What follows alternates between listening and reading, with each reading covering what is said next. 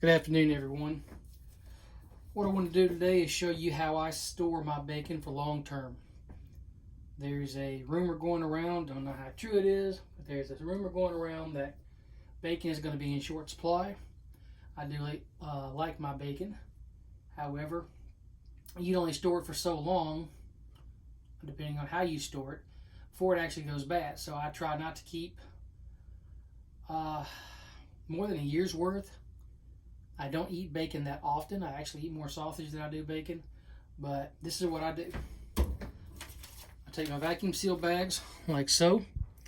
I'll label them the month and the year. Don't worry about the date, just the month and the year. I pre-seal the bottom, leave the other side open. And I take my bacon. This particular case, I splurged this weekend and bought the Wright brand, which is a very good actually. I cut it in half, and what amounts to 2 pieces each, I pull out. I put together.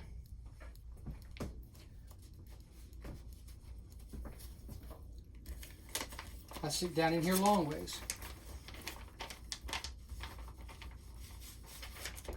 I do this until I fill it up. This way, as I use it,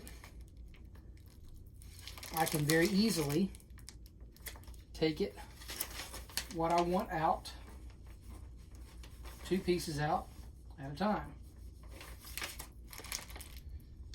It's worked very well for me for many years. And then I just reseal it. Pull those 2 pieces out, reseal it, put it back in the freezer. No issues. Now, I'm sure there's other ways to do this. Other people have maybe even a better way. By all means, if you do it differently, tell me about it. I might give it a shot, try it, demonstrate it here on the channel, see how it works. But I've got bacon that's quite some time old. Now, I have taken some, and I researched it quite a bit before I did it. I have taken some and put in my canner. Needless to say, when I went to use that bacon, it was more like bacon bits. And how these people were doing it was just absolutely flawless. It was beautiful. I really enjoyed watching them, but mine did not turn out quite like theirs. So, not sure what I did differently. However, that's what happened. And that's how it turned out. So, now that I've done this, I've taken and wiped my hands. I typically will take this and wipe down any grease that may be here that may keep it from making a good seal.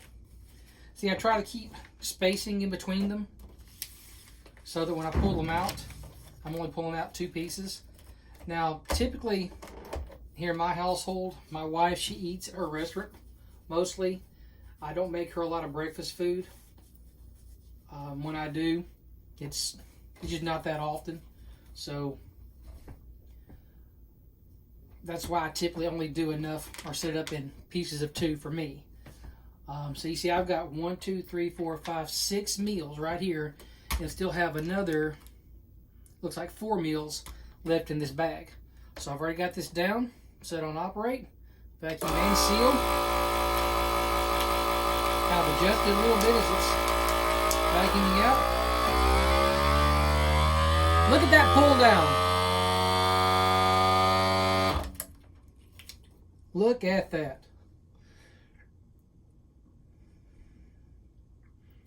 When it's done sealing, give it a little bit of time here. This food saver has worked great for me for several years. I love it. Hear that vacuum let go? That's how I do it. Good vacuum seal. Good seal at the top. You can tell. Not sure if you can see it here. You see that line? You go through it and you look and see if there's anything else there. If you want to be a little bit more sure about it, take it, put it up a little bit higher, seal it again. It's not going to hurt anything. This is also much easier, cutting in half like this. I can put 2 pieces in a smaller skillet. Uses less energy. It just makes it easier for me for cleanup too. So, bam, second seal. Now, if I miss anything on the first seal, I've got a good second seal. And what I do is I'll just take and cut this below that first one, pull this set of bacon out, then reseal it, and it'll be sealing right about through here. And the bacon never thaws.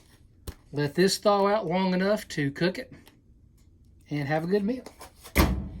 Anyway, that's how I store my bacon. That's pretty much how I store all of my food. I store all of my meats. My hamburger, typically I store in half-pound packages, just like this. My pork chops or pork cutlets, most of the time anymore, I buy a pork tenderloin or a pork loin because it's cheaper if you buy it uncut.